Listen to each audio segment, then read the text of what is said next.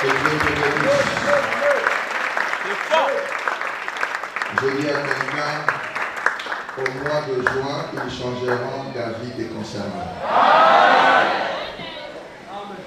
Est-ce que j'ai parlé à une personne ce matin? J'ai dit au mois de juin, ils changeront d'avis te concernant. Amen. Acte 28,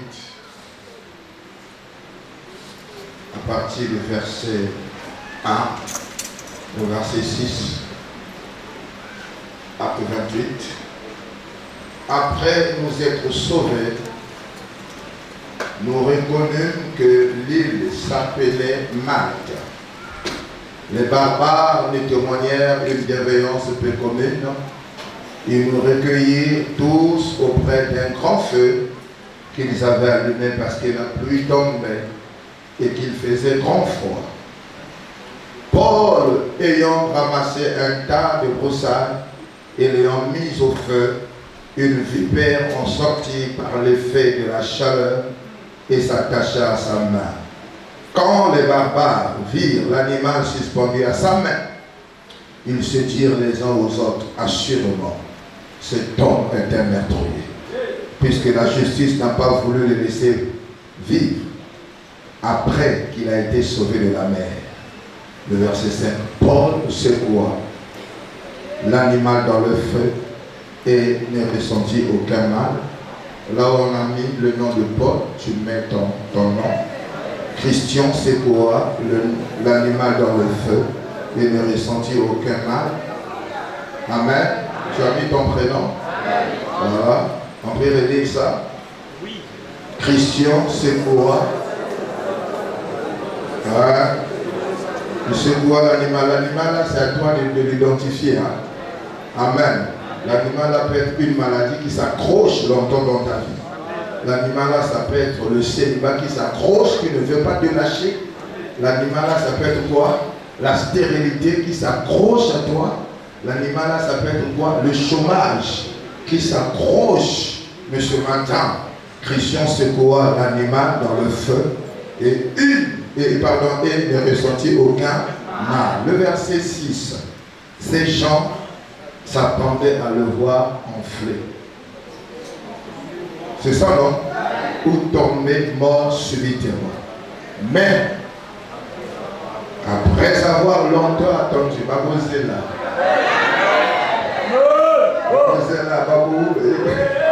est mêlé. Mais après avoir attendu longtemps, voyant que de lui arrivait aucun mal, ils changèrent d'avis et dirent que c'est bien Dieu. Alléluia. Est-ce que tu peux regarder ton bien-aimé? Il faut lui dire tu es un Dieu. Non, dis ça bien, déplace-toi, dis ça à cette personne. Tu es un Dieu, ils changeront d'avis. Non, déplace-toi encore. Non, dis ça à cette personne. Tu es un Dieu, ils changeront d'avis. Non, tu n'es pas fini, tu n'es pas fini. Ceux qui croient que ton histoire est finie, ils changeront d'avis. Ceux qui croient que tu mourras comme ça, ils changeront d'avis. Ceux qui croient que tu mourras locataire, ils changeront d'avis. Ceux qui croient que tu vas finir à point de gloire, ils changeront d'avis. Est-ce que tu peux dire ça, bien-aimé? Est-ce que tu peux dire ça? Après l'enfantement, il faut que les gens changent d'avis. Alléluia. Tu as dit ça à cette personne que tu es un Dieu, ils changeront d'avis? Ouais. Dis avec moi au nom de Jésus. Oui, je crois que je suis un Dieu. Ils changeront d'avis maintenant. Au nom de Jésus-Christ. Nombre 21. Amen. Nombre 21, parce que nous allons accumuler, c'est une exhortation pour la Sainte Seine aussi. Nombre 21, tu es. Amen. Nombre 21. Chez toi, tu vas commencer à lire à partir du verset 1. Mais moi, je lirai à partir du verset 4. Ils partirent de la montagne de Hor par le chemin de la mer Rouge pour contourner le pays d'Édom. Le peuple s'impatienta en route et parla contre Dieu et contre Moïse.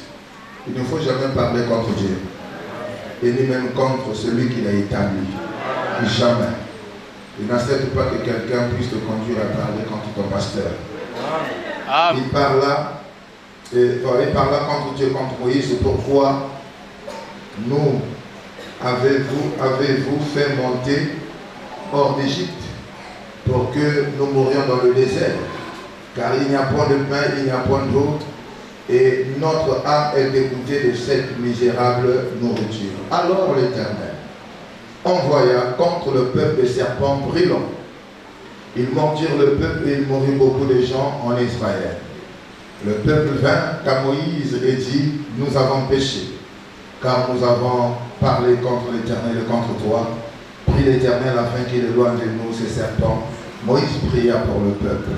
Le verset 8, l'Éternel dit à Moïse, fais-toi un serpent brûlant et place-le sur une perche. Quiconque aura été mordu et le regarda conservera la vie. Moïse fit un serpent d'airain et le plaça sur une perche. Et quiconque avait été mordu par un serpent et regardait le serpent d'airain conservait la vie. Jean 3, le verset 14. C'est le dernier verset que nous avons lu. Jean 3, le verset 14. Tu es le serpent d'airain, là c'est Jésus, n'est-ce pas? C'est la préfiguration de Jésus. Jean 3, le verset 14. Tu es, j'y suis. Quand Moïse éleva le serpent dans le désert, il faut de même que le Fils de l'homme soit élevé, afin que quiconque compte en lui ait la vie éternelle. Amen. Amen. On peut s'asseoir. Quiconque compte en lui ait la vie éternelle. Quand je venais, j'ai aperçu une vache là-bas. Je ne sais pas si c'est un militaire, un policier qui est mort. Là-bas, parmi ces noms, il se faisait appeler immortel. Il est quand même mort. Immortel. Il est mort, on va l'enterrer. Je ne sais pas si on a déjà enterré. On l'a enterré hier. Immortel. Ouais. Alléluia. Les gens prennent le nom. Tu n'aimes pas Jésus, tu te fais appeler immortel. Alors je disais ce matin, le terme de ce matin, ils changeront d'avis. Amen. Ils changeront d'avis, après nous allons prendre la Sainte Seine. Alors, le texte que nous avons lu, c'est l'histoire de Paul. Paul qui avait la mission d'apporter l'évangile aux Romains. Après être arrêté, lui-même il avait demandé de se présenter devant le gouverneur général qui se trouvait à Rome. Il avait demandé de rencontrer César. Et voilà, Paul, on va le mettre dans un navire parce que c'était le moyen de transport par excellence. À l'époque, il n'y avait pas d'avion. Il est mis dans le navire avec les brigands. Il est considéré aussi comme un brigand. Mais arrivé quelque part, leur navire va échouer. Ça va faire naufrage. Et Paul étant dans le navire, il avait prophétisé, il avait dit ne craignez rien, personne ne mourra. Et ce qui fut fait, et donc leur navire avait échoué dans une île appelée Malte. Malte, c'est où? C'est vers quel pays? Malte. Vous ne connaissez pas, c'est vers l'Italie, à ce que je pense. Amen. Et c'est là-bas que ça va échouer. Ils vont être recueillis par les barbares. Et comme il pleuvait, il faisait excessivement froid, les barbares vont allumer un grand feu. Et comme Paul, c'est un homme qui bouge, c'est un travailleur, un bosseur, il s'est dit, je vais encore ajouter les broussailles d'herbe pour que le feu puisse encore augmenter. Et il est parti pour chercher les broussailles. Et lorsqu'il a ramassé ces broussailles, à l'intérieur, il y avait un serpent. Peut-être que le serpent dormait, je ne sais pas ce que le serpent faisait. Peut-être qu'il prenait sa sieste, bref. Alors, Paul a amené ce tas d'herbe au feu. Et lorsqu'il a jeté ce tas d'herbe, le serpent a ressenti la chaleur. Il s'est dit, aïe, je risque de brûler. Il a fait quoi? Il s'est accroché sur le bras, la main. de Paul. Et il s'est accroché, il a mordu assurément, il a libéré. Il dit, Paul, je sais que je vais mourir, mais là, je vais finir avec toi. Donc il a libéré tout son venin, assurément. Alors je crois que les barbares connaissaient le type de serpent. Parmi les barbares, il y avait un ancien de type Ange Zassiboulou et un pétologue qui connaît tous les serpents. Se sont dit, ah, le serpent là, c'est un serpent venimeux. Alors celui-là, il va mourir assurément. Donc il savait que le type de serpent là, s'il te mord, c'est seulement 5 minutes seulement, peut-être même 1 minute. Alors ils attendaient. Et lorsque Paul avait été secoué mordu par le serpent, la Bible nous dit qu'il a secoué. Amen. Il a secoué, donc le serpent est tombé dans le feu. N'est-ce pas? Et il est resté là, il était calme, je crois, il a rangé le feu. Et les barbares étaient là attentivement. Ils étaient en train de regarder. Ils se disaient à celui-là, je crois qu'ils ont déjà appelé la mort. Ils ont déjà appelé le corbillard. Il faut venir vraiment avec le corbillard. Là. Il y a quelqu'un qui va mourir. Vous savez, des gens comme ça. Ah, si à l'époque il y avait des portables, ils ont déjà mis Facebook en direct. Ou bien YouTube. Ils sont en train, est-ce que vous comprenez? Ils sont en train d'attendre. Ils sont en train d'attendre la mort subite en direct. Waouh! C'est la méchanceté. Est-ce que ce matin tu peux dire celui qui attend? Qui attend. Le malheur arrivé dans ma vie sera dessus. Celui qui a projeté ses yeux sur ma vie pour attendre les mauvaises nouvelles. Cette fois-ci, il sera dessus. Au nom de Jésus. Celui qui a ouvert une page Facebook, WhatsApp, Twitter, TikTok, ajoute TikTok pour publier une mauvaise nouvelle qui doit arriver dans ma vie sera dessus. Sa page là sera fermée. Au nom de Jésus. Ils étaient là, ils ont appelé déjà la mort, venez envoyer le corbillard. Et ils ont demandé un corbillard VIP. Et le corbillard venait. Assurément, le corbillard était là. Ils ont attendu 1 minute, 2 minutes, 3 minutes, 5 minutes, 1 heure. Rien ne s'est passé. Waouh! Ils ont entendu je ne sais pas combien d'heures. Ils ont entendu je ne sais pas combien d'années. Tu sais qu'ils attendent de ta mort. Ils sont en train d'attendre. Mais rien ne s'est passé et rien ne se passe. Ils ont dit, oh! Mais il devait gonfler parce que les effets, les symptômes de ce venin du serpent, c'est que ça fait gonfler la personne. Mais comment chez lui il n'y a rien? Tu sais, le matin quand tu te réveilles, le sorcier te voit et dit, ah, mais ce que j'ai fait là, c'est comme si ça n'a pas marché. Amen. Quand tu te réveilles, bien aimé, il faut saluer les gens. Tu ne sais pas celui que tu salues là, il attendait quelque chose de concernant. Et quand tu le salues pour dire que ce que tu as fait là, c'est mieux d'être sans effet. Même s'il ne veut pas te saluer, au père, ça y est, moi, t'es la co. Parce qu'il y a des gens qui n'aiment pas saluer les gens. Amen. Ouais. Toi, tu dis bonjour. Ouais, tu le salues. Parce qu'il attendait que tu... Est-ce que tu comprends? Voilà. Mais après, curieusement, Paul n'était pas mort. Waouh! Paul n'était pas mort. Après, la Bible dit, c'est barbare. Ils changèrent d'avis. Et quand Paul avait été mordu, qu'est-ce qu'il disait? Oh, celui-là, vraiment, c'est un grand brigand. Un grand meurtrier. Vraiment, il a échappé au naufrage. Là, la justice le rattrape ici, là, vraiment. Ah, vraiment les péchés qu'il avait commis. Et on commençait à citer les péchés que Paul n'avait jamais commis. Bien aimé, aujourd'hui aussi, on t'accuse de choses que tu n'as jamais fait. Ils croient que certains malheurs, la Bible dit, ils ont oublié que le malheur atteint. Et l'Éternel fait quoi? Il en délivre toujours. Amen. Paul n'avait pas commis de péché, mais on disait que assurément il a commis des péchés. C'est un grand meurtrier. C'est un bébé noir. C'est un chèque. Là, vraiment, c'est Dieu qui a envoyé le serpent là. Bien aimé, ils peuvent parler des choses contre toi, mais qu'on ne trouve pas ces choses-là en toi. Aussi longtemps que ces choses-là ne seront pas en toi, Dieu va les confondre. Ils vont changer d'avis au nom de Jésus. Bien aimé, le monde fonctionne comme ça. Ils sont là, tu n'as rien fait. Tu n'as rien fait. Tu n'arrives pas à mettre au monde, on t'accuse. Assurément, c'est le curitage que tu avais fait. Mais tu n'as jamais fait de curitage. Est-ce que tu es la première personne qui n'arrive pas à enfanter pour le moment? Parce que je sais, mon Dieu finira toujours à te donner les enfants. Ils sont là, ils parlent en lingala, Amela Milangi. Je ne sais pas comment une femme, Amela Milangi, ça veut dire quoi? Milangi, ça dit Amélie Milangi.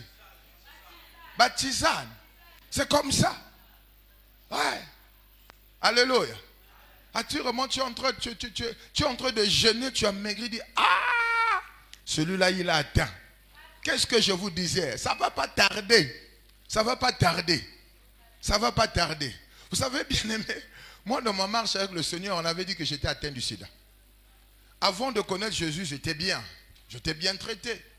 Mais après, quand j'ai donné ma vie au Seigneur, une vie de jeûne, prière, machin, pas. On a dit que celui-là, il a le VIH. Qu'est-ce qu'on vous disait? La vie qu'il menait là. Et quand on voyait maman Arlette devenir pâle, et elle met catholique qui vous bon. Alléluia. Ça, c'est le monde. Je ne sais pas de quoi on t'accuse faussement. Je ne sais pas de quoi on t'accuse faussement. Je ne sais pas ce que les gens disent de toi. Mais rassure-toi, ils peuvent bien dire. Quelqu'un avait dit, le bois, et pas le chien fait quoi? Aboie. Il faut avancer. Amen. Jésus est avec toi, il faut avancer. Tu n'es pas la première personne sur qui les gens parlent faussement. Mais toi, rassure-toi que Jésus est avec toi. Et ce qu'on dit contre toi, on ne trouve pas ça chez toi. Amen. Et tu dois savoir aussi, les gens sont méchants. Ils attendent que de mauvaises nouvelles puissent venir de ta maison. Mais ce matin, je dis au nom de Jésus, ta vie et ta maison est comme la maison de Obed-Odem. Amen. David attendait, et tout le peuple d'Israël attendait qu'on vienne annoncer à David que Obed-Edom est mort, ou bien avec tous ses enfants. Mais après, ils changèrent d'avis. Ils sont venus dire à David, Dieu a fait quoi? Il a béni Obed-Edom, sa maison et ses serviteurs. Après ce programme de 31 jours, je dis qu'ils changeront d'avis. Ils iront dire aux sorciers, la fille là que vous avez tout fait là, Dieu l'a bénie. Elle s'est mariée. Ils iront, est-ce que je parle à quelqu'un? Je suis en train.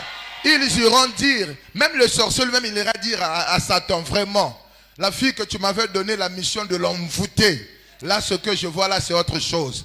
Dieu l'a bénie richement. Qui croit que Dieu va la bénir? Qui croit que Dieu va lui faire du bien?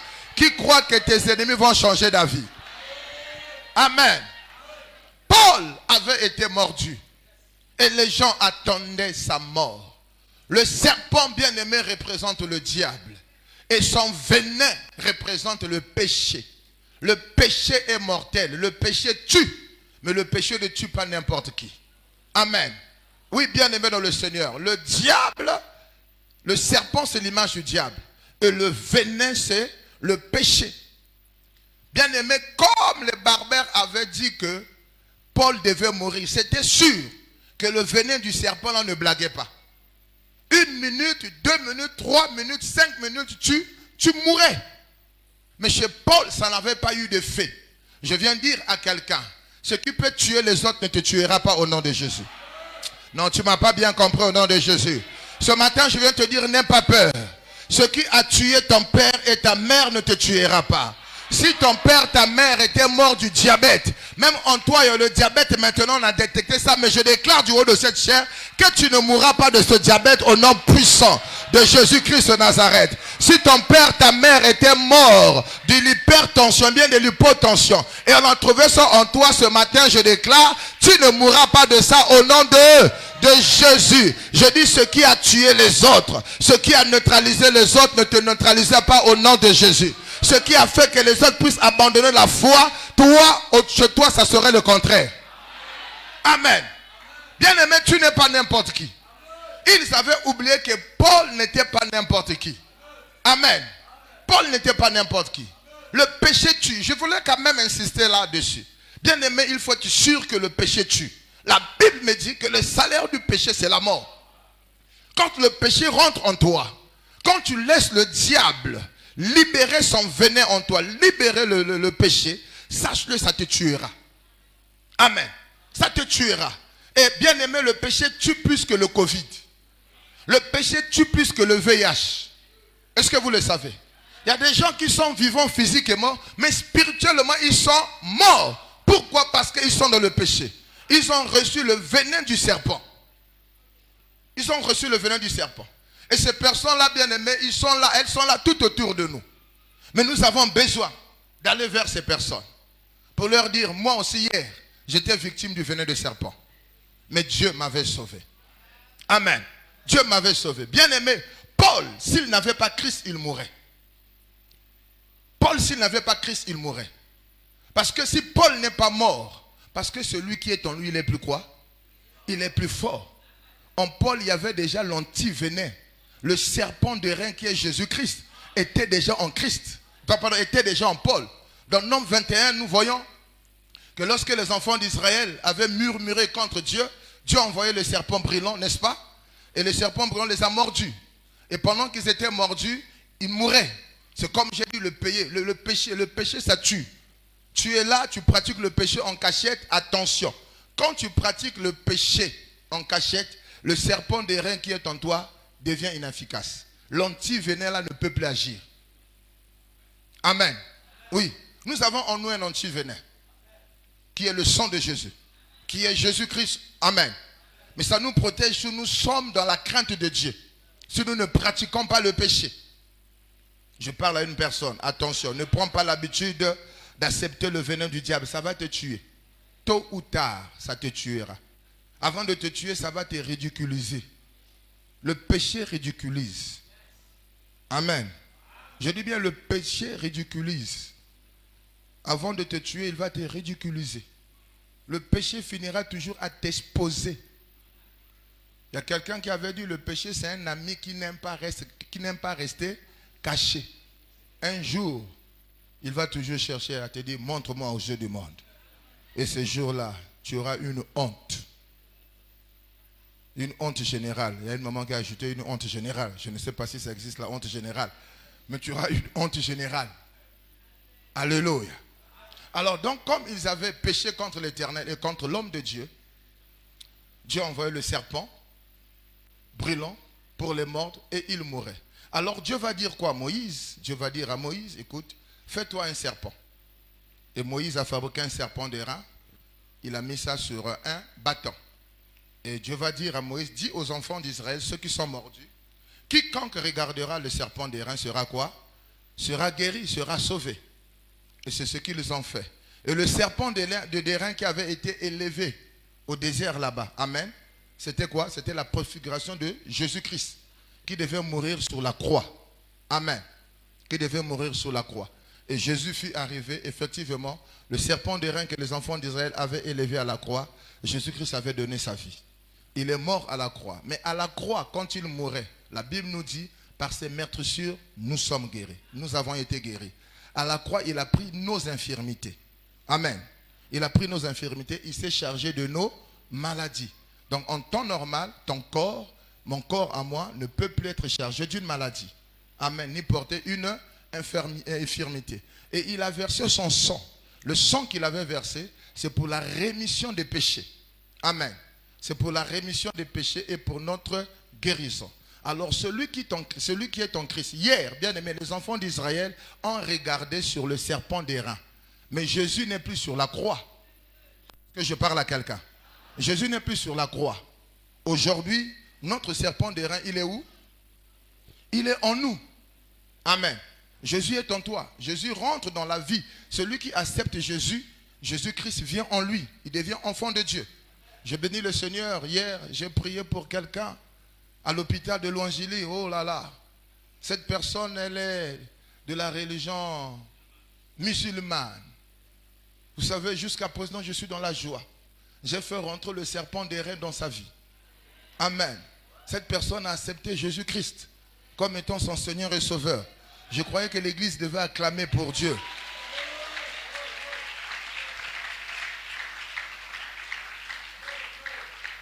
Je suis rentré dans la joie parce que j'ai rendu la vie de cette personne. J'ai donné la vie à cette personne. La vie de Jésus est rentrée en elle. Amen. Et si le serpent pouvait le mordre, cette personne ne mourra plus des venins du serpent. J'ai adoré le Seigneur, j'ai béni le Seigneur. Vous savez, moi, quand une âme se répand, je suis dans la joie, comme Dieu dans le ciel.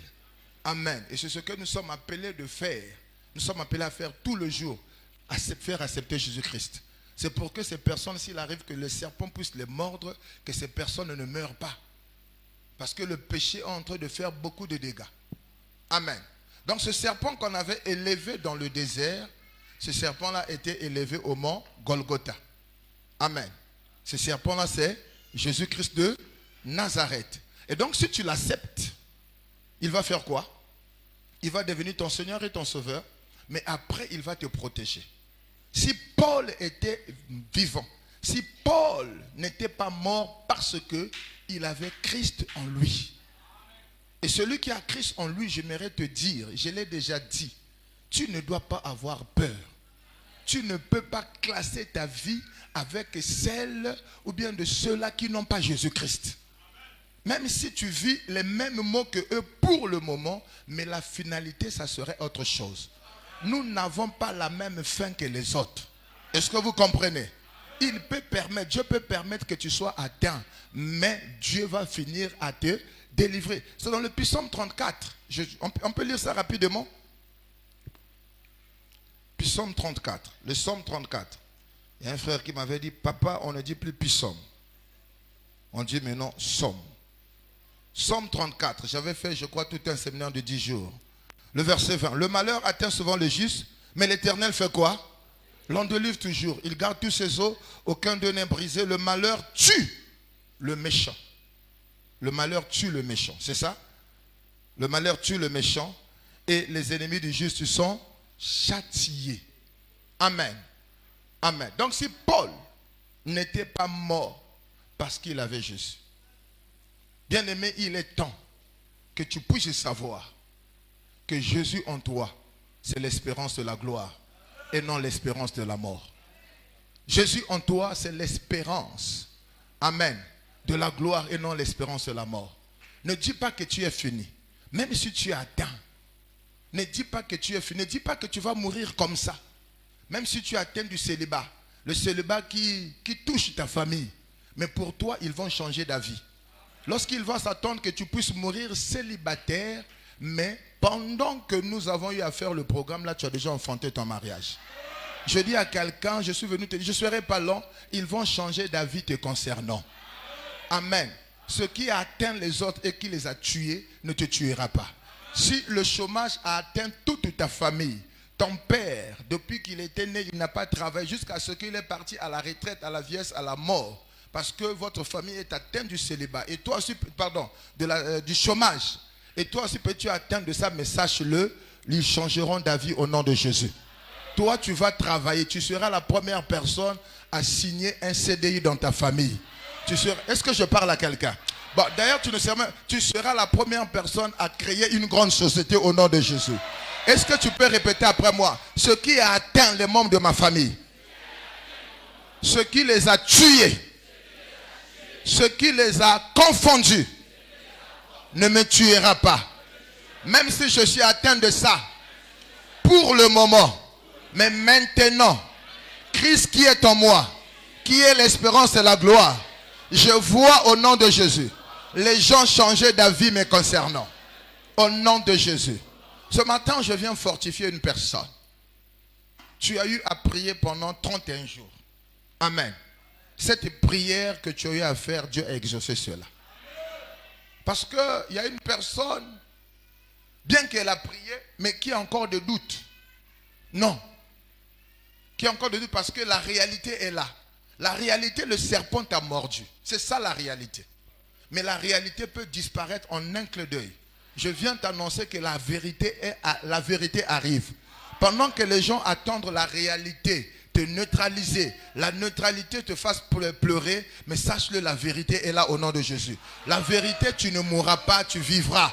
Et tu rencontreras quoi? Les œuvres de l'Éternel. Dis avec moi, je ne mourrai pas, je vivrai et je rencontrerai les œuvres de l'Éternel. Bien aimé, la réalité, elle est têtue. La réalité s'accroche à notre vie comme le serpent. Amen. Mais il est temps que tu secoues la réalité dans le feu. Amen. Il est temps que tu secoues ça dans le feu. La réalité, je ne sais pas quelle est la réalité de ta vie. Quelle est cette réalité qui te pousse à dire que non, c'est fini. C'est vrai la réalité là. On ne peut pas nier la réalité. Mais on ne doit jamais croire à la réalité. Je ne sais pas si je parle à quelqu'un. La réalité, c'est vrai, le serpent t'a mordu. La réalité là, c'est que tout le monde voit ta situation. Tout le monde parle. Mais il y a une vérité. Dis avec moi une vérité. La vérité, c'est ce que Dieu avait déjà fait à la croix te concernant. Ou est-ce que je parle à quelqu'un? La vérité, c'est que ce que Jésus-Christ a fait à la croix, il avait dit quoi? Tout est accompli. L'œuvre que Jésus-Christ a accomplie à la croix, c'est pour toi. Ce n'est pas pour les animaux. Et tu dois jouir de ça. Il est temps que tu revendiques cela. Amen. Je ne connais pas ta réalité. Mais que ta réalité ne puisse pas te dire que c'est fini. La réalité, elle est difficile. La réalité, elle est têtue. La réalité est connue de tous. Les gens s'appuient même sur la réalité pour nous condamner. Ils s'appuient même sur la réalité de notre passé. Oui, assurément, parce qu'elle avait fait ceci, il avait fait ceci. Mais non, Paul était un meurtrier. Mais il est devenu serviteur de Dieu. Nous là, si c'était seulement la réalité, on ne devait pas se tenir là, debout, en train de prêcher. Parce que notre réalité, les gens du monde nous condamnent. Je vous ai toujours dit un jour, j'ai assisté à une campagne d'évangélisation au stade Kokolo Kopa. C'était en Vumvo. Hein? Voilà, j'étais là. J'étais derrière. Devant moi, il y avait l'un de mes éléments. Après, il s'est retourné, il m'a regardé. Il regarde encore devant. Il avait des doutes. Il dit, ah, est-ce que ça c'est lui? Bon, il s'est dit, celui-là là, que je connais, là, ne peut pas être ici. Amen. Il s'est dit, non. Après, quand même, il me dit, monsieur, excusez-moi. Je vous dis, c'était mon élément. Je lui donnais les ordres. Il était sous mes rangs. Ça, je vous le dis. Amen. Ah! Je ne sais pas comment il m'avait oublié. Bon, pour lui, c'était impossible. Hein?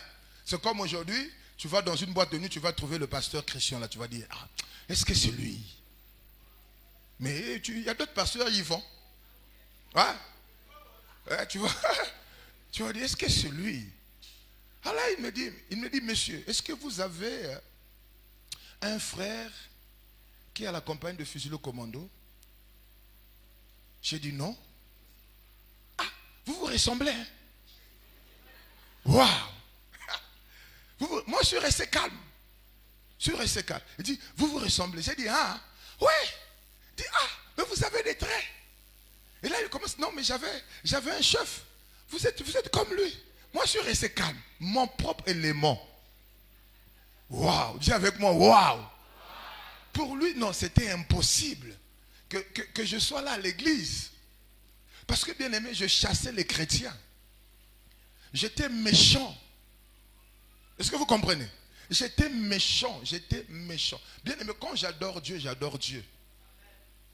Si je te dis ce que j'ai fait dans la vie, tu ne vas pas m'aimer. Je te dis la vérité. Mais j'ai béni Dieu. Dieu prend l'épaule. Quand je me suis converti, il y a un prophète qui m'a dit, il a dit, ainsi comme était Paul, toi aussi tu es devant Dieu comme Paul. Alléluia. Ouais. Mais Dieu m'a fait grâce. Aujourd'hui, je deviens son serviteur. Bien que je suis pasteur, je dirige l'église, je prêche. Il y a encore d'autres éléments jusqu'à présent. Il y a un là, il est commandé, il dit, oh, le pasteur, ça c'est votre pasteur, laissez, oh, laissez. Vous ne le connaissez pas, attendez seulement. Donc ils sont en train d'attendre. Amen. Dis, oh, vous ne le connaissez pas, il dit, attendez seulement. Dis avec moi, attendez. Vous allez continuer d'attendre. Parce que Dieu m'a déjà façonné. Dis ça bien, Dieu m'a déjà façonné. Dis, attendez. Vous allez continuer d'attendre. Parce que Dieu m'a fait du bien. Il n'y a plus de condamnation pour ceux qui sont en Christ Jésus. Les barbares avaient oublié que Paul était devenu en Christ. Même si Paul avait commis des péchés, même s'il était meurtrier, mais ma Bible me dit, maintenant, il n'y a plus de condamnation pour ceux qui sont en Christ. Dans 2 Corinthiens 5, le verset 17, il est écrit, je crois, 2 Corinthiens 5, 7, le verset 17. Tous ceux qui sont en Christ deviennent quoi? Une nouvelle créature. Les choses quoi? Les choses anciennes sont passées. Et ce matin, je viens dire, les choses anciennes sont passées dans ta vie. Je dis bien, les choses anciennes sont passées. Il n'y a plus de condamnation pour toi parce que tu es en Jésus. Si la condamnation règne dans ta famille, Dieu t'a déjà justifié au nom de Jésus. Ils doivent attendre que tu sois comme eux, tu ne seras pas comme eux. Ils doivent attendre que tu finisses comme eux, tu ne finiras pas comme eux au nom de Jésus. Ne rentre pas dans une association. Ne rentre pas dans une mutuelle de femmes célibataires. Non. Dis avec moi, je sors de ce milieu au nom de Jésus. Ne rentre pas déjà dans l'association des chômeurs. Il y a des associations qui existent, il y a des mutuelles qui existent.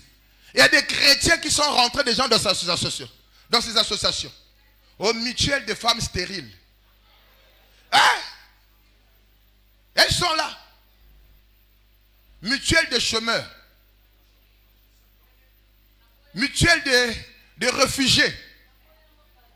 Mutuelle de sans-papiers. Mutuelle de chômeurs. Dis avec moi au nom de Jésus. Je ne rentrerai pas dans vos mutuelles. Si spirituellement, vous m'avez fait rentrer dans ces mutuelles pour me condamner, aujourd'hui, je déclare, il n'y a plus de condamnation pour moi.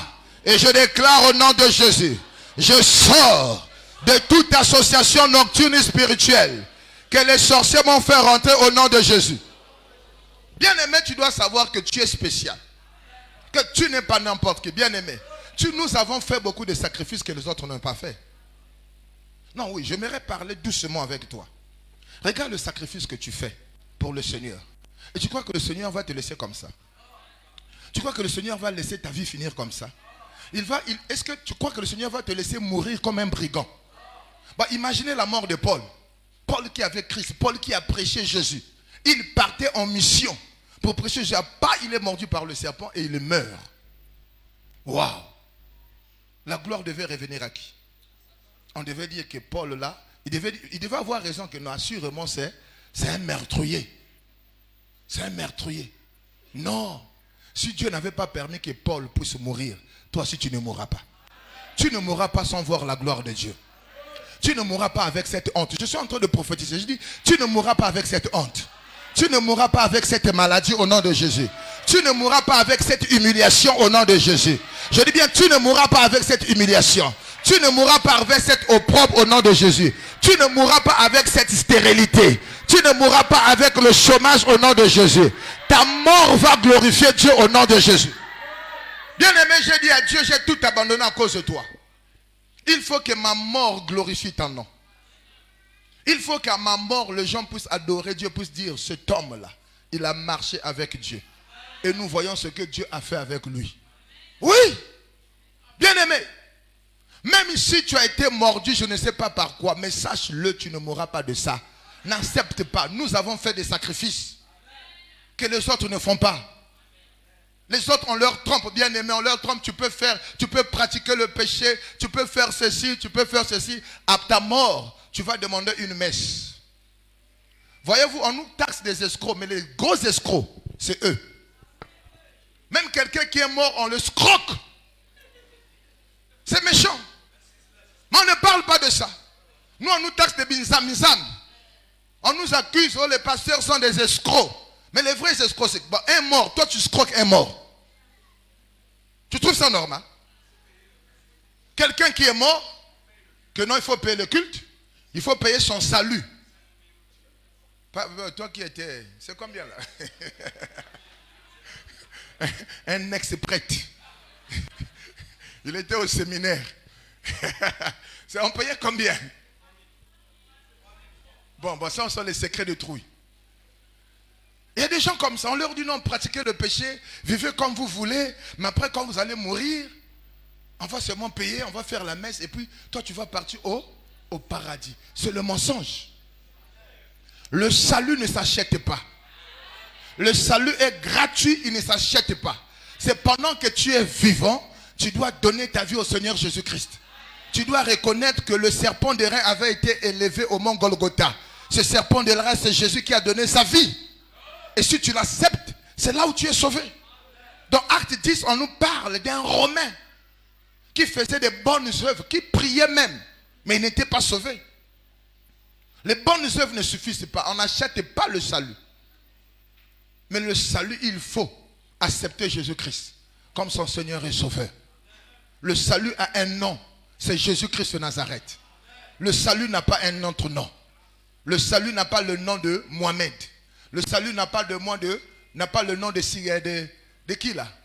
De William Branham. J'ai suivi une vidéo qu'on m'a envoyé, un orateur qui va dire William Branham, il est le chemin, la vérité et la vie. C'est le mensonge. Le chemin, la vérité et la vie, c'est Jésus-Christ de Nazareth. Il est le seul chemin. Les mondes disent qu'il y a 1000 chemins qui conduisent à Rome. Non, il n'y a qu'un seul chemin qui conduit au paradis. Rome n'est pas le paradis. Le paradis existe. Dans le paradis, Jésus-Christ est là-bas. Est-ce que vous comprenez? Il faut dire ça aux gens. Allons leur dire que la mort, le salut, ça ne s'achète pas. Il est temps que tu puisses dire à une personne qui marche dans le péché, tu dis, là si tu continues, tu vas mourir. La mort éternelle. Ils sont là en train de escroquer les gens. Après là, on fait la mort. Tu vas d'abord partir au purgatoire. Purgatoire. Après, tu restes, je ne sais pas combien de jours on reste là-bas. Après, mais c'est la méchanceté. C'est la méchanceté. Et chez les autres, là-bas, on leur dit encore, il y a la réincarnation. Non, si tu meurs, tu peux revenir à la vie. Non, la Bible est claire. On ne vit qu'une seule fois. Après la mort, après la mort vient le jugement. Il y a tellement de fausses religions. Tellement de fausses religions. C'est pendant que tu es vivant que tu dois préparer ta vie éternelle. Amen. Et nous qui avons acquis déjà la vie éternelle, attention, tu peux aussi perdre. Le salut n'est pas un acquis éternel. Tu peux perdre le salut. Oui, comme vous le dites. Le salut, tout en Christ n'est pas un acquis éternel. Amen. La vie est éternelle parce que tu as reçu Jésus le salut. Mais il y a des principes que tu es appelé à respecter. Tu es là, chrétien né de nouveau, tu vas dans les VIP. Dans les VIP. Si t'arrive quelque chose là-bas, tu iras à l'enfer. Hein? Ouais. Tu es là, chrétien, tu es en train de faire le curitage. Tu as déjà donné ta vie au Seigneur Jésus. Mais tu es en train de faire le curitage. Tu es là, tu sors avec le mari de trou. Tu es bien consciente, que si sa femme envoie des gens là pour te faire du mal, il t'arrive quelque chose, tu iras à l'enfer. Amen. Oui. Le salut n'est pas un acquis éternel. On peut perdre le salut. On peut perdre le salut lorsqu'on pratique le péché. La Bible dit, quiconque invoque le nom du Seigneur se loin de l'iniquité. Amen. Quiconque confesse le nom de Jésus doit s'éloigner de l'iniquité. Alléluia. Donc je disais, si Paul mourait dans cet état, la mort de Paul devait faire la honte. Et c'est comme toi aussi, je viens te dire ce matin. Je ne sais pas là où tu attends. Je ne sais pas là où tu es mordu. Mais rassure-le, même si tous les signes montrent que tu vas mourir, que ta situation est catastrophique. Mais sache-le, je viens te dire du haut de cette chair que tu ne mourras pas comme ça. Tu ne mourras pas ainsi. Et l'année ne va pas finir comme ça. Tu verras la gloire de Dieu. Les gens vont changer d'avis te concernant. Même si on a pris déjà une note, même si on a déjà, je ne sais pas, publié quoi. Mais si ce que Dieu t'avait dit, tu crois toujours à ça, c'est ce que tu vivras. La réalité règne, mais pas éternellement. C'est la vérité qui finit toujours à se manifester. Amen. Amen. Je parle à quelqu'un encore. J'insiste. Peut-être que tu as perdu l'emploi, je ne sais pas. Peut-être que rien ne marche dans ta vie. Continue à craindre Dieu. Continue à le servir. Continue à croire. Parce que je sais que ton Rédempteur est vivant. Et il se lève quoi? Il se lève le dernier. Pourquoi il se lève le dernier? Pourquoi il ne se lève pas le premier? Le premier, c'est la réalité. Est-ce que vous comprenez? Le premier qui arrive, c'est la réalité. Le premier, c'est le diable. Le premier, c'est la situation que tu as. Lui, ça arrive, il se lève le dernier. Ça veut dire quand vous avez tout essayé, quand vous avez utilisé toutes les voies, quand tu as rencontré tous les médecins, tous les spécialistes, quand tu as reçu tous les traitements, quand on t'a fait tous les bains, tu as reçu toutes les promesses des hommes, quand tu as utilisé tous les parfums, toutes les techniques pour attirer les hommes, tu as gonflé les disques durs externes, et quand tu as tout utilisé, est-ce que tu comprends? Ça n'a pas marché. C'est là où il s'élève. Le dernier. Ce que ça veut dire. Le dernier, ça veut dire quand la situation est impossible. On dit là, c'est fini. C'est là où ton Rédempteur s'élève. Amen. Il se lève le dernier sur la terre. Dieu ne veut jamais partager sa gloire dans ta vie avec la honte. Paul mourait, certainement. Le venin là, ça tuait. Ça a déjà tué. Si les barbares attendaient sa mort parce qu'ils savaient que peut-être les jours passés, ça avait mordu quelqu'un. Et quelqu'un était mort. Et ils s'attendaient. C'est comme toi aussi. Dans ta famille, c'est la réalité qui règne. C'est cette réalité. Ton père est mort de cette réalité. Ta mère, tes soeurs aussi. Tu vis cette réalité. Tu vis ça. Tu vis ça. Mais ce matin, cette réalité n'est pas la vérité. Celui qui est en toi, il y a Jésus-Christ qui est là déjà. Cette réalité est venue après. Est-ce que tu peux dire cette réalité est venue après? Non, dis ça bien. Cette réalité, tu es venu après dans ma vie. Amen. Il est venu. Même s'il était là avant. Est-ce que je parle à quelqu'un? Même si la réalité était là avant. Mais quand Jésus-Christ rentre dans ta vie. Lorsque Jésus-Christ rentre dans ta vie. Cette réalité-là est venue après. Parce que tu deviens une nouvelle créature. C'est-à-dire, quand on dit c'est venu après, ça dit cette réalité-là n'a plus de fait. Amen. La réalité est venue après. La réalité est venue après, mais pourquoi? Mais avant que tu viennes aussi dans ce monde, Dieu avait prévu un plan de bonheur pour toi. Il avait déjà libéré quelque chose te concernant. Il y a une vérité, j'ai déjà parlé de ça. Chacun de nous naît avec une vérité. Bien aimé, c'est Dieu qui t'a créé, ce n'est pas ton père et ta mère. Il y a des gens qui cherchent à avoir des enfants, mais ils n'arrivent pas. Ce ne sont pas des gynécologues qui donnent les enfants. Ce n'est pas le traitement que tu prends qui donne les enfants. Non, non, non, non. Ce n'est pas la maman qui est au fond de l'Ussala là-bas qui te fait manger le foufou qui donne les enfants. Non. C'est Dieu qui donne les enfants. Ça, on doit le savoir. C'est Dieu. Même les bébés éprouvettes, c'est Dieu qui les donne. Il y a d'autres personnes qui essaient, ça ne marche pas. C'est pas vrai?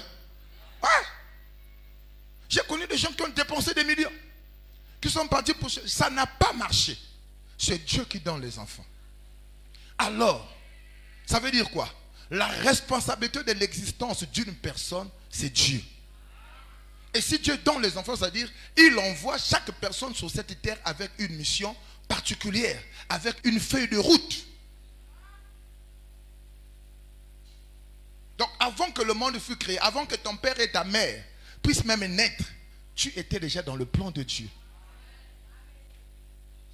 Et Dieu avait déjà écrit une histoire te concernant. Calix, c'est ça, non? Calix va aller sur la terre. Telle date, il va naître. Même si tu es né prématuré. Prématuré, ça c'est le langage des médecins. Mais c'est Dieu qui avait permis que tu naisses ce jour-là. C'est Dieu qui avait permis. Donc Dieu savait que tel jour, tu vas naître. Il t'envoie sur la terre pour accomplir telle mission.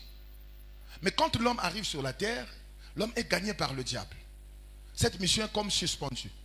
Mais si ce dernier revient au Seigneur, c'est là où cette mission maintenant, ce que Dieu avait dit à cette personne, ça va s'accomplir.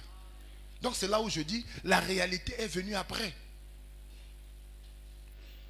La réalité que tu as trouvée dans ta famille est venue après. La réalité que tu es en train de vivre, là, qui te fait pleurer, est venue après. Il y a une vérité. Amen.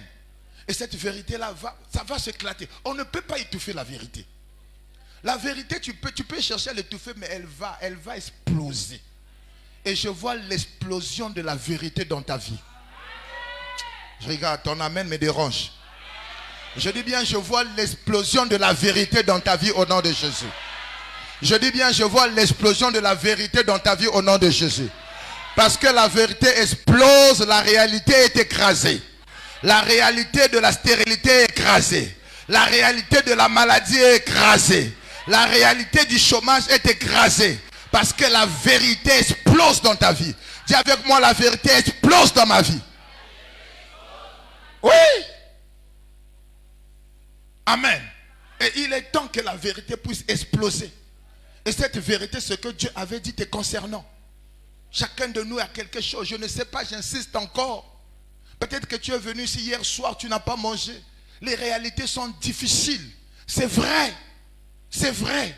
Peut-être qu'il te reste un seul habit, je ne sais pas. Ça, c'est la réalité. Mais la vérité, c'est que Dieu va finir à te faire du bien. Ah, ton amen me dérange. Je vais parler à ceux-là qui me suivent. C'est-à-dire, la réalité, c'est que Dieu va finir à te faire du bien. Dieu va finir à te donner le sourire. Dieu va finir à te combler. Dieu va finir à t'élever. Dieu va finir à te positionner. C'est ça la vérité. La réalité, les gens peuvent parler. Ils attendent que tu puisses. Mais toi, si tu ne vas pas gonfler, tu ne vas pas enfler. Enfler, ça veut dire, tu sais ce que ça veut dire? Enfler, ça veut dire pratiquer le péché. Ils attendent que tu aies été mordu là et que tu pratiques le péché. Que tu puisses régner le Seigneur. Ce que ça veut dire. Mais toi, tu es là. Cela ne va pas arriver. Dis avec moi, je ne vais jamais régner le Seigneur. Dis ça bien, je ne veux jamais régner le Seigneur. La réalité qui règne ne va pas me conduire à régner le Seigneur. Ne permets pas la réalité puisse te conduire à régner le Seigneur. La réalité, ça peut conduire que tout le monde parle, que tu puisses vivre la honte. On puisse dire de n'importe quoi te concernant. La réalité, elle est têtue. Ma soeur, mon frère, mais ce n'est pas la fin. Il y a ton Rédempteur. Et je viens te parler ce matin. C'est ton Rédempteur qui te dit que la réalité disparaît et la vérité arrive. Amen. Pourquoi? Parce que tu as Christ en toi. Tu ne peux pas mourir. Tu ne vas pas mourir comme ça. Est-ce que tu peux dire ça à ton frère? Fortifie une personne, dis, tu ne vas pas mourir comme ça. Non, dis ne pleure plus. Dieu ne t'a pas abandonné. Ah! Pourquoi tu crois que l'histoire est... Pourquoi tu crois que ton histoire est finie? Pourquoi? Pourquoi que tu vas mourir? Pourquoi tu crois que tu vas mourir comme ça? Pourquoi? Avec tous les sacrifices que tu as fait. Avec tous les sacrifices. Là, on vient de passer un mois de jeûne et prière. Tu as jeûné, tu as prié. Donc, tu crois que vraiment Dieu ne va pas... Dieu n'a pas exaucé même une seule prière. Quel est le péché que tu as fait que Dieu ne peut pas te pardonner? Dis-moi. Non, c'est ça, il faut qu'on se... Quel est le péché? Alors, pourquoi tu dis que ta situation est finie? Non. Quelqu'un peut dire non. Ce matin, je prends conscience. La réalité est là. Mais je ne mourrai pas de cette réalité. Alléluia. Il y a un serpent d'airain qui avait déjà été élevé en faveur de toi. Avant que tu puisses le connaître, Jésus-Christ avait accompli une œuvre pour toi. Et si tu l'acceptes, tu rentres dans la vérité. Et si tu l'acceptes, c'est là où la réalité qui règne dans ta famille n'aura plus d'effet sur toi.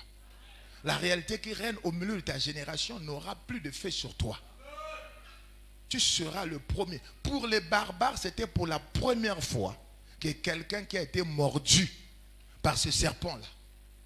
Parce que le serpent-là, il ne blaguait pas. Comme, paille, tu meurs. Pas. On envoie le corbillard pour venir te chercher. Mais ils étaient là, ils ont entendu. Ils ont entendu. C'était pour la première fois. Quelqu'un mordu par ce type de serpent, il ne meurt pas. Je viens de te dire, ils viennent changer d'avis. Je dis, ils changeront d'avis. Tu seras la première à expérimenter les choses que quelqu'un n'a jamais expérimenté dans ta famille. Tu vas même bien aimer, tu vas même surprendre même les médecins.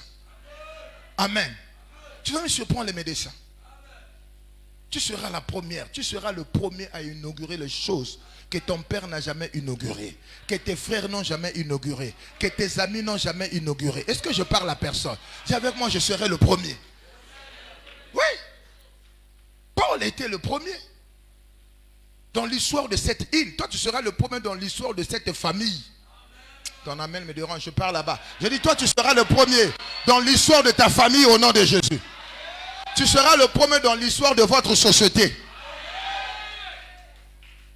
Tu seras le premier. Le premier.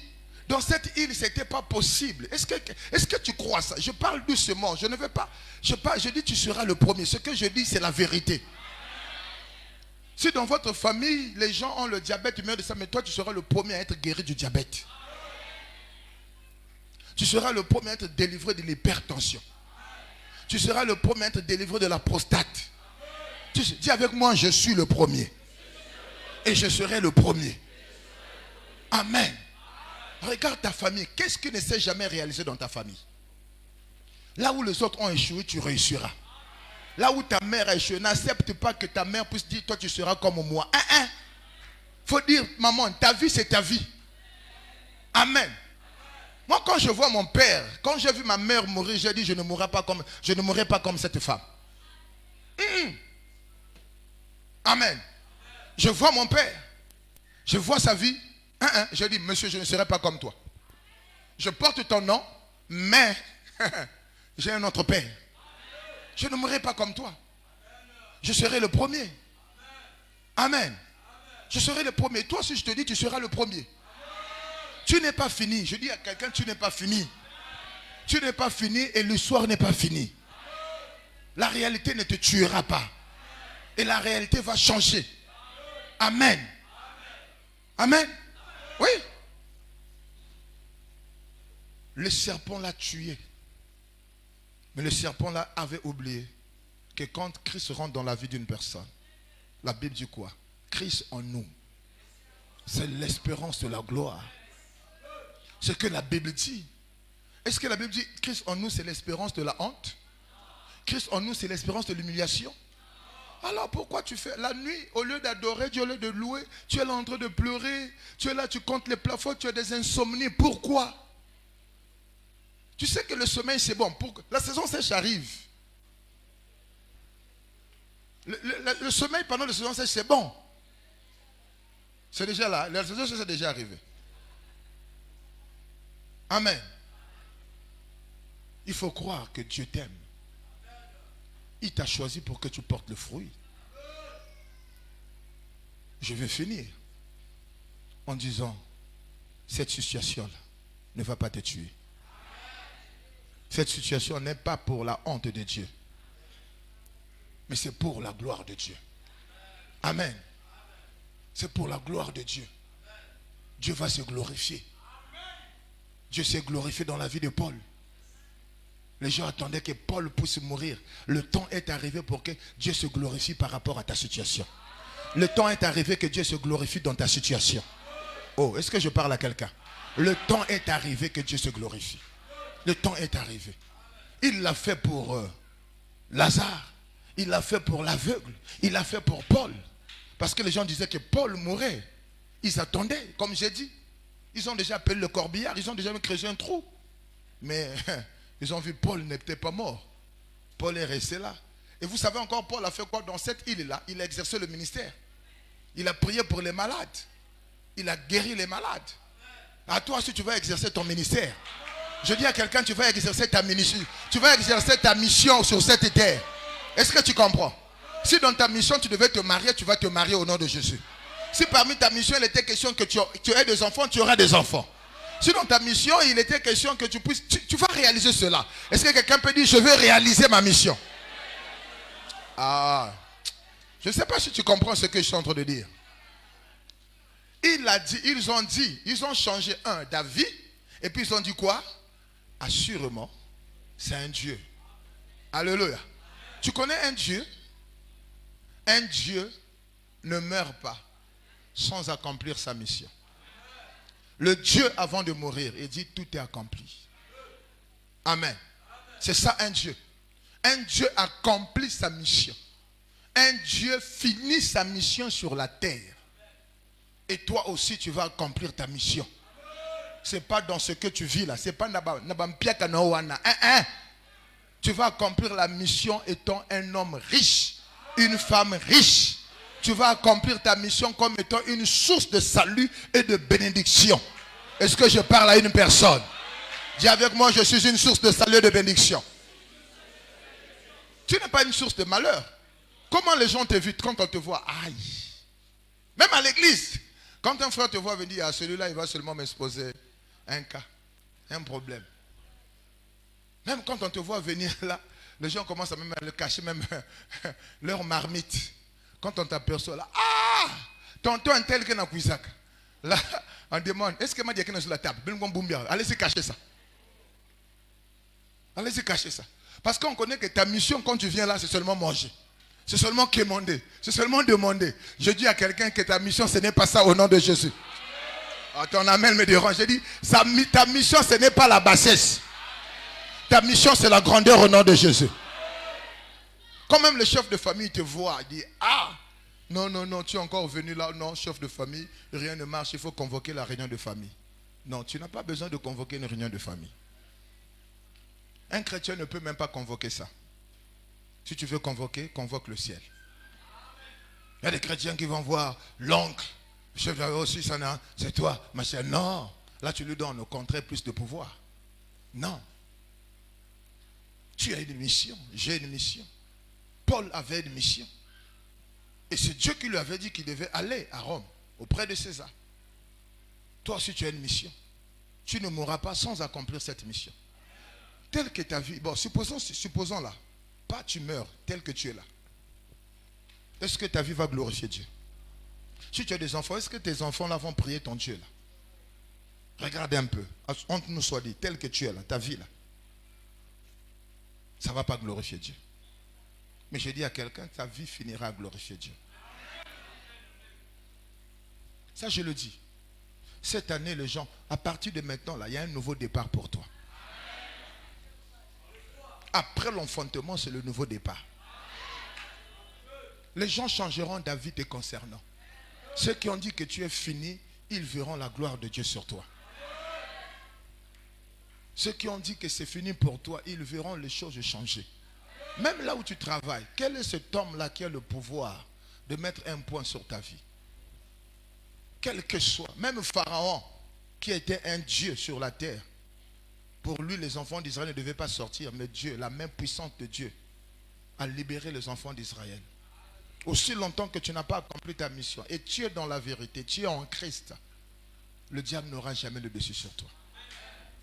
Amen. Le diable n'aura jamais le dessus sur toi.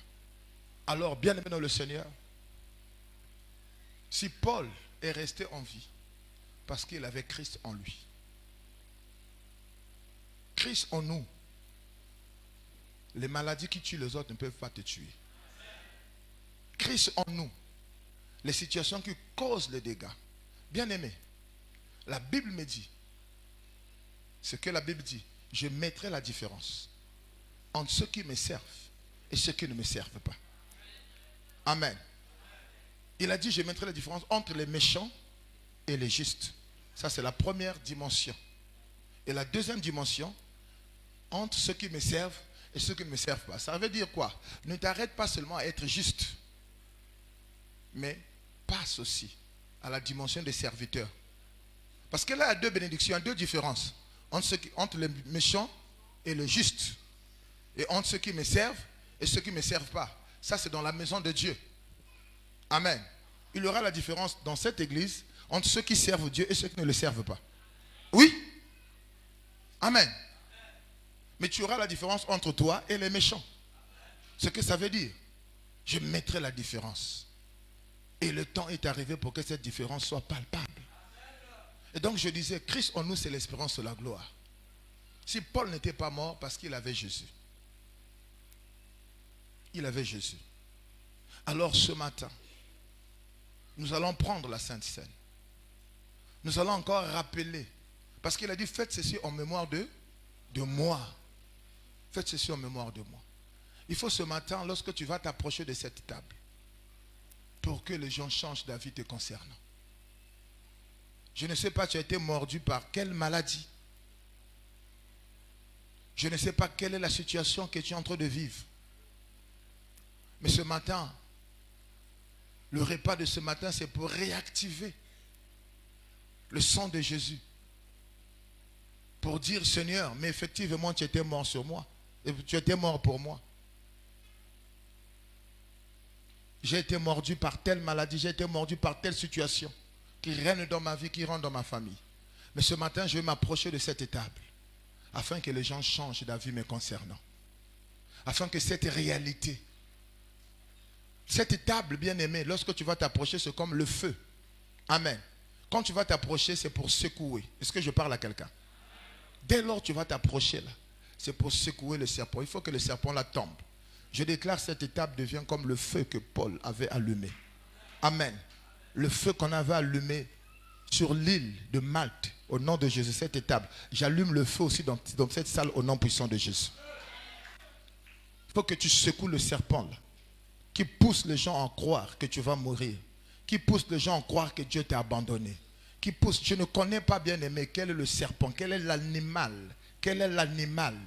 je ne sais pas, mais ce matin, si tu crois que Dieu peut faire que les gens changent d'avis te concernant, tu es là l'enfant, tu fais que voler, les parents sont fatigués pour toi, tu peux prédire Seigneur, ce matin, je ne vais plus voler. Je vais m'approcher là. Ou bien lorsque je vais prier. J'ai dit, toute cette salle-là, le feu est déjà allumé au nom de Jésus. Tous les serpents, tout serpent doit être secoué. Mais il faut que toi tu le secoues. Paul avait secoué. Il n'était pas resté comme ça. Mais il a secoué. Amen. Donc cette étape pour ceux-là qui sont nés de nouveau. Parce qu'il y a des critères aussi pour s'approcher ce matin. Pour prendre la Sainte Seine, il faut accepter Jésus-Christ comme étant son Seigneur et Sauveur. Amen. 2. Il faut passer dans les eaux de baptême. Tu es sauvé, mais tu es baptisé. Celui qui croira, qui sera baptisé sera sauvé. Mais celui qui ne croira pas sera condamné. Le baptême ne sauve pas, mais c'est Jésus-Christ qui sauve. Donc le baptême c'est, tu t'identifies. Amen. Voilà. C'est notre identification. Donc tu es sauvé, tu es passé dans le seuil de baptême. Après, le troisième critère c'est quoi? Tu as une bonne relation avec Dieu, mais aussi avec le prochain. Amen. Oui, c'est ça. C'est ça les conditions. Si ça ne marche pas avec ton prochain ou bien ta prochaine, ça ne sert pas. Ne fais pas semblant. Là, tu vas prendre ce repas-là, sans discerner le corps. Tu dois avoir une bonne relation horizontale et verticale. Il y a des gens qui forcent. Tu es conscient que ça ne marche pas. Ça ne marche pas avec ton mari. Ça ne marche pas avec ta femme. Tu es conscient qu'avec ta soeur, ça ne marche pas avec ton frère. Vous êtes dans la même église, vous êtes dans un même département. Vous ne vous parlez pas, vous ne vous saluez pas. Et puis vous dites que vous êtes des chrétiens. Ça ne sert même pas que tu t'approches. En s'approchant, tu vas t'attirer la malédiction. Pardonne d'abord toi-même et pardonne aussi aux autres. Il est possible, avant que tu t'approches, tu peux te lever. Tu sais, la Bible me dit quoi? Pendant que tu t'approches pour donner ton offrande, et là tu te souviens qu'un frère a un problème avec toi, laisse là ton offrande, va te réconcilier. Pourquoi tu ne veux pas te réconcilier avec ton frère et ta soeur? Et surtout, vous êtes des frères et des sœurs, tantôt de même famille. Et vous êtes des frères et des sœurs dans un même département. Vous ne vous saluez pas. Vous ne vous parlez pas. Et vous êtes là en train de chanter, vous êtes là en train de servir. Vous êtes là. Mais c'est la sorcellerie, vous êtes des sorciers. Vous êtes comme des sorciers qui prennent la communion. Nous, quand on grandissait à l'église Saint-Esprit de Mungali, les grands sorciers. Le vieux moustique. Il s'approchait, il venait là, devant la table. Et non, là-bas, il n'y a pas une table. Devant le prêtre, ils ouvraient la bouche. Tandis que la veille, ils ont bu le sang humain. Parce que le vieux moustique, ça s'est passé à Mungali, dans la rue, je crois, Madingu. Le vieux moustique, il buvait le sang humain, il vendait le sang humain. C'est lui qui nous libérait les moustiques sauvagement à Mungali. Qui a connu cette histoire? Vous n'avez pas connu ça? Ouais. Moi, j'ai vécu à Mungali. J'ai vécu à Mungali, Ouenze, Plateau, Batignolles, OCH. Mais j'ai vécu longtemps, j'ai fait 14 ans à Mungali. À Mungali, tu pouvais acheter une moustiquaire imprégnée, mais les moustiques rentrent. C'est-à-dire quoi? C'est-à-dire, ta maman te fait rentrer dans la moustiquaire. La maman arrange. Donc toi, tu dors. Il n'y a pas un trou. Mais quand tu te réveilles, tu n'es pas sorti du mais quand tu te réveilles, il y a des moustiques dans la moustiquaire. Et rempli de sang. Pourquoi? Parce qu'il y avait un vieux, le vieux moustique, qui libérait les moustiques. Et chaque nuit, ces moustiques-là devaient remplir 10 damjanes de 10 litres de sang. Mais il était responsable à l'église, le sorcier en question. Il prenait La communion. Et aujourd'hui, nous trouvons les vieux moustiques dans l'église corps de Christ, dans les églises de réveil. Les moustiques, les vieux moustiques. Tu ne fais pas parler ta soeur. Tu ne salues pas ta soeur. Tu méprises ta soeur ou bien ton frère.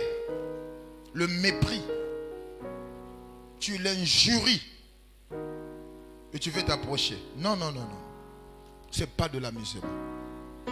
Et puis tu vis avec une femme que tu ne l'as pas épousée. Même si tu lui as donné les enfants. Celui qu'on reconnaît, c'est si tu as déjà versé la dot. Tu t'approches. Non, je dis ça, c'est pour que, bien aimé, la Bible est claire. Ça là, quand tu t'approches, ça t'apporte la vie, la guérison. Ça te guérit. Mais si tu prends, tu ne discernes pas, tu vas t'attirer la mort, les maladies et les infirmités. Souffrez. Tu as l'enfant de Trouy, elle t'a donné des enfants, va l'épouser. La construction n'est pas une priorité. Oh, on doit d'abord construire. Non. Pendant que tu le fais, si tu meurs, tu iras à l'enfer. Mais la maison que tu as construite, là, d'autres personnes vont occuper ça. La vie d'une personne, c'est son âme. Ce ne sont pas les biens matériels que tu es en train d'acquérir. Ce ne sont pas ces biens matériels. Tu dois sécuriser ton âme. En prenant la Sainte Seine, nous annonçons le retour de Jésus. Et si Jésus revient aujourd'hui, toi tu iras où? Est-ce que tu es prêt pour l'enlèvement? C'est vrai, les gens changeront d'avis. Ça sont des bénédictions matérielles que tu auras. Ils changeront d'avis. Mais est-ce que tu es prêt? Parce que Christ, quand il avait rempli le pain, il a dit faites ceci, faites ceci en mémoire de moi. Et en le faisant, nous annonçons le retour. Dès lors que tu t'approches, tu annonces le retour. Donc tu respectes ces critères. Alors le quatrième critère, est-ce que si Jésus revient là, je suis prêt?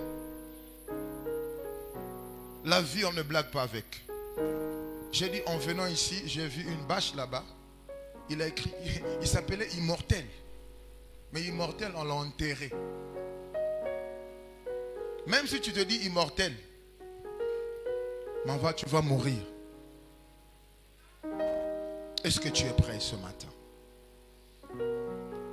Donc je disais ce matin, chacun de nous viendra pour secouer le serpent. Il faut que les gens changent d'avis. Cette situation a tellement duré dans ta vie. Tu as Christ en toi, l'espérance et la gloire. Cette situation, aujourd'hui, si tu as la foi, ça va partir. La réalité de cette situation doit te lâcher. Et la vérité doit se manifester. Amen. Il faut que les gens changent d'avis. Les gens se sentent tellement moqués de toi. Même toi-même aussi, il faut que tu changes d'avis concernant Dieu. Le Dieu que tu pries là, c'est pas dans la bassesse là. Non, non, non, Dieu n'est pas là-bas. Notre Dieu, il est grand, il est puissant. Et puis, il a dit que tu es Dieu. Tu as une mission à accomplir. Bien aimé, ne quitte pas cette terre sans accomplir la mission pour laquelle Dieu t'a envoyé. Jusqu'à présent, bien aimé, je suis pasteur, mais ce n'est pas ma mission principale. Je ne suis pas encore dans mon ministère. C'est vrai, j'ai déjà implanté plusieurs églises.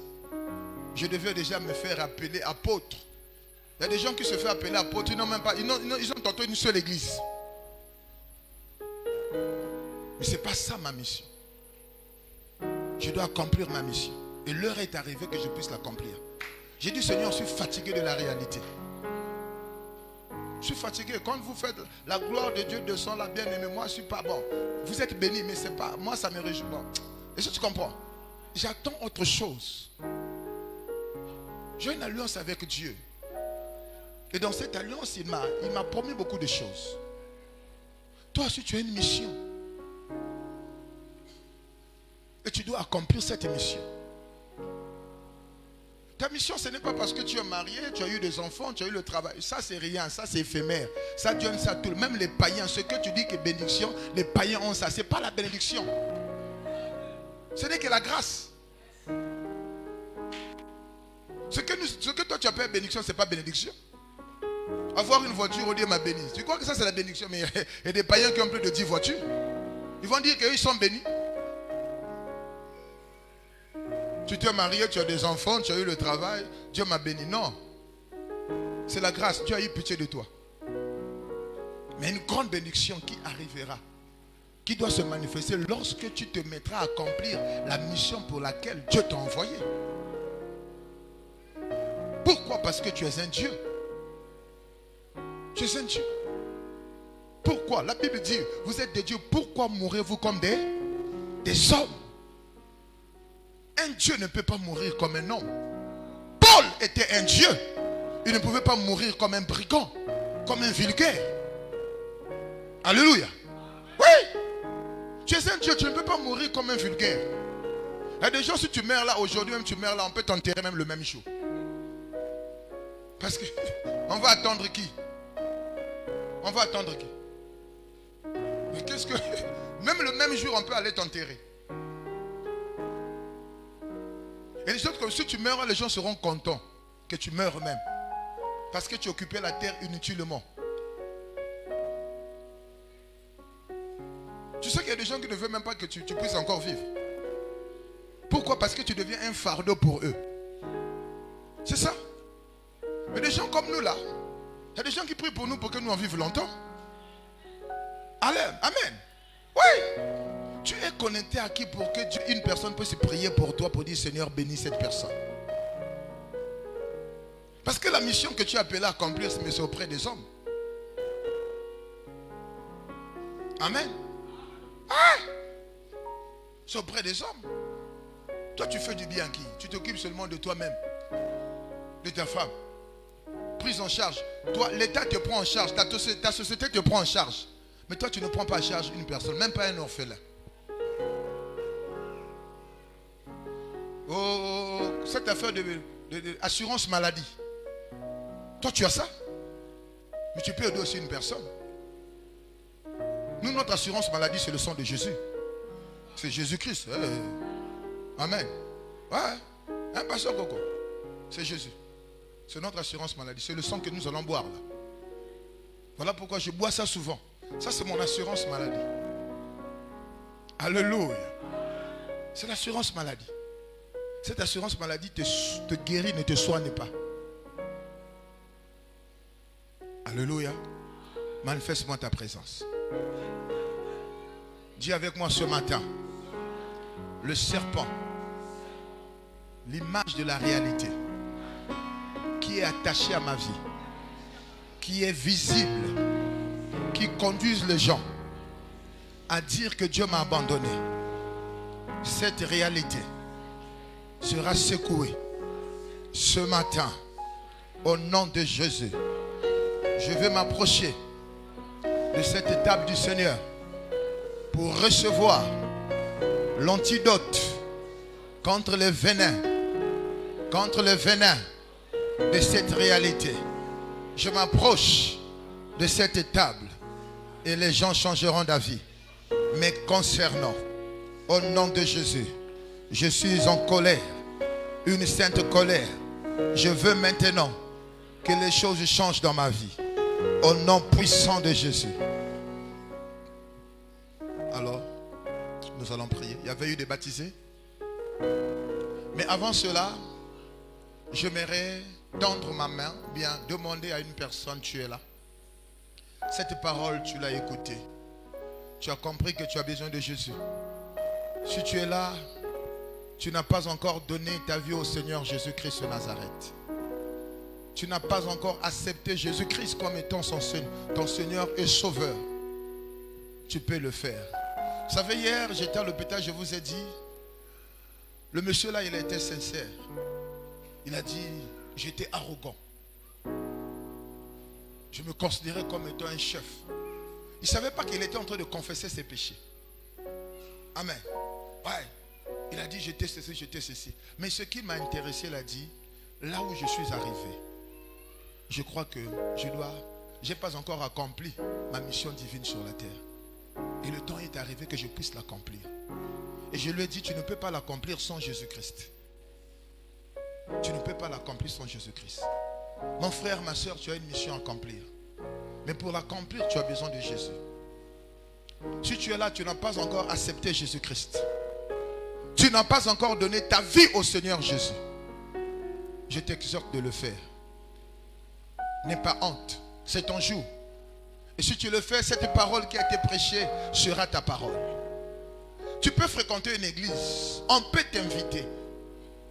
Tu peux être même enfant de cœur. C'est l'enfant de cœur, hein? Ouais. Tu peux même passer à l'écodim. Mais si tu n'as jamais eu une rencontre personnelle, si tu n'as jamais accepté Jésus-Christ, nous là nous sommes sortis de l'écodim, de l'école de l'école, voilà, de l'école de dimanche. L'écodim c'est l'école de dimanche, de l'église évangélique.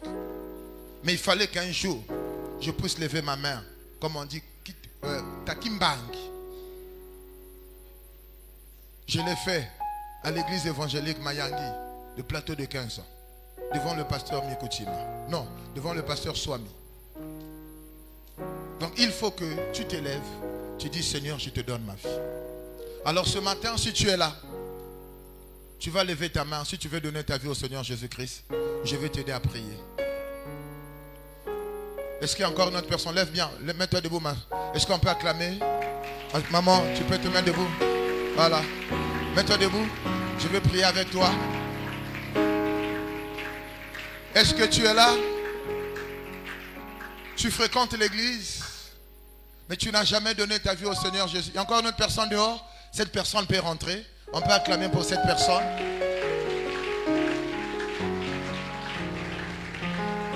Ah, il y a encore une autre personne. Mettez-vous debout. Si tu es là, lève-toi. C'est ton jour, c'est ton jour. Voilà. Venez devant, je vais prier avec vous. Venez. Viens mon fils, viens. C'est votre jour, c'est votre jour. Est-ce qu'on peut acclamer et pousser des cris de joie? Est-ce qu'on peut exagérer? Je croyais qu'on devait se mettre debout et acclamer pour le salut de ses frères et de ses sœurs, parce que la moisson est grande. Est-ce qu'on peut acclamer? Gloire à toi Seigneur, gloire à toi Seigneur, gloire à toi Seigneur. Qu'on le dispose bien, qu'on le dispose bien. Le serpent ne va plus vous tuer. Le diable ne va plus vous tuer. Le serpent ne va plus vous tuer. Le diable ne va plus vous tuer. Le serpent ne va plus vous tuer. Le diable ne va plus vous tuer. Est-ce qu'on peut encore acclamer? Oh, je suis dans la joie. Alléluia.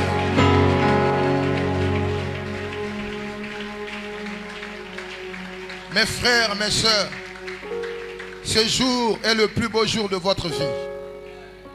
Aujourd'hui, vous avez fait le meilleur choix. Si vous étiez né biologiquement, je ne sais pas quelle date, mais aujourd'hui, vous êtes né spirituellement. C'est aujourd'hui, en fait, que votre vie commence sur la terre. Parce que l'homme est d'abord spirituel. L'homme n'est pas charnel. Vous avez reçu la vie charnelle le jour de votre né, mais aujourd'hui, vous recevez la vie spirituelle. Et Dieu va commencer à accomplir ce qu'il avait prévu faire pour vous. Et je vois parmi vous des grands et des grandes. Je vois parmi vous des sources de bénédiction. Les gens vont vous accepter. Amen.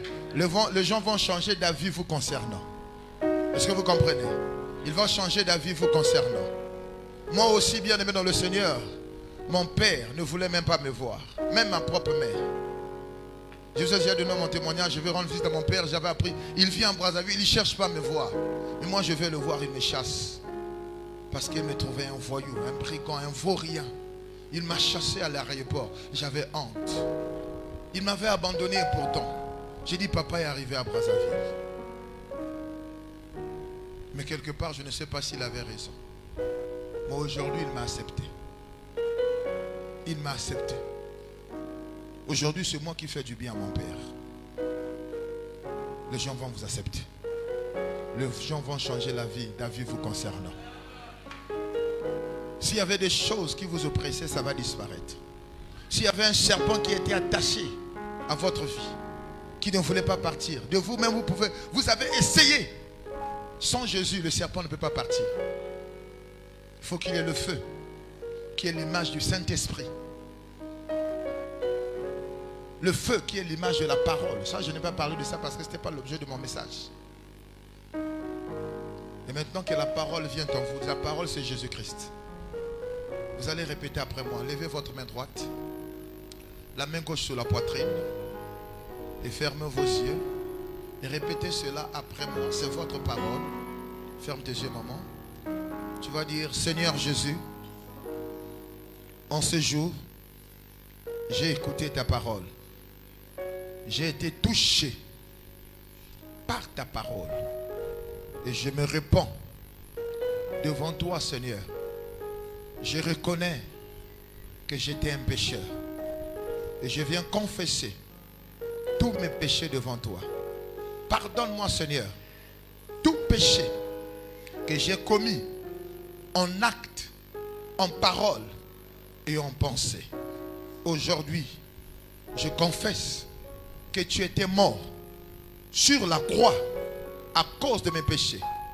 Et tu es ressuscité d'entre les morts le 3e jour. Aujourd'hui, je t'accepte dans ma vie. Rentre dans mon cœur. Prends le trône de mon cœur. Deviens mon Seigneur, mon Sauveur, mon Dieu et mon Maître. Aujourd'hui, devant Dieu, devant les anges, devant les hommes, je te donne, je te consacre ma vie tout entière. Seigneur Jésus, je deviens maintenant ta propriété, ta demeure et ton sanctuaire. Maintenant, glorifie-toi dans ma vie. Au nom de Jésus. Amen. Est-ce qu'on peut acclamer Dieu, pousser des cris de joie?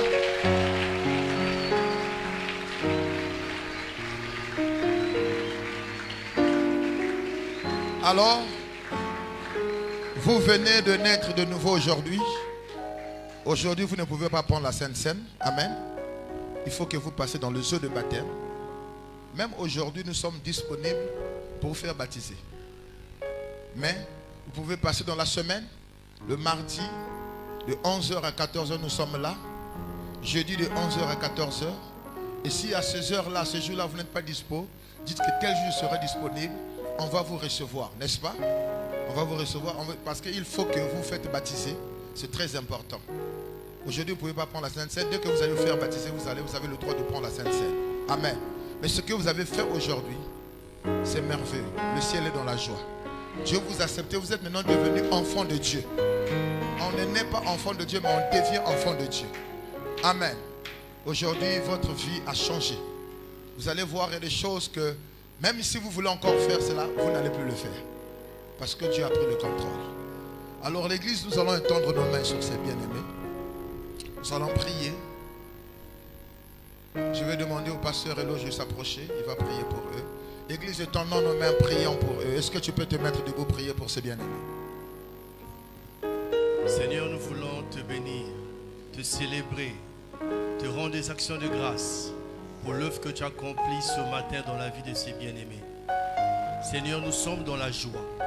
Et nous savons aussi que le ciel est dans la joie. Seigneur, nous voulons te recommander ces bien-aimés qui ont pris l'engagement, Seigneur, de s'abandonner à toi. Qui ont pris l'engagement, Seigneur, de marcher avec toi. Je prie au nom de Jésus que tu te lèves dans leur vie. Qu'ils marchent avec toi, qu'ils restent attachés à toi. Au nom de Jésus. Seigneur, qui ne regarde plus en arrière, mais qui regarde devant toi. Qui regarde au serpent suspendu. Seigneur, bénis les vies. Sois leur victoire, sois leur secours. Dans les combats, lève-toi, Seigneur, et donne-leur la victoire. Seigneur, notre Dieu, dans les moments de faiblesse, lève-toi et donne-leur la force. Au nom de Jésus. Seigneur, merci pour la victoire. Merci pour la joie. Que la gloire, l'honneur te reviennent au nom de Jésus. Amen. Amen. Alors, on vous a remis les feuilles. Si vous n'avez pas le stylo, vous allez vous reprocher de cela. Il faut leur donner le stylo. Alors, vous allez vous asseoir à vos places. Vous allez remplir. À la fin, vous allez venir tous occuper les chaises de cette rangée, là où sont les bien-aimés, là. Amen. Avec vos fiches. Amen. Que Dieu vous bénisse. Saluez-moi. Que Dieu vous bénisse. Que Dieu vous bénisse. Que Dieu vous bénisse. Que Dieu vous bénisse. Vous savez que moi aussi, quand j'étais dans le monde, je portais les boucles d'oreilles. Est-ce que vous le savez? Amen. J'en portais. Vous savez, maman? Que Dieu vous bénisse. Que Dieu vous bénisse. Dieu vous bénisse. Dieu vous bénisse. Ça va? Oh, c'est toi? Que Dieu vous bénisse. Que Dieu vous bénisse. Que Dieu vous Allez vous asseoir. Alléluia. Les chantes, vous pouvez monter. Est-ce qu'on peut encore acclamer? Alléluia. C'est un jour merveilleux. Je suis dans la joie.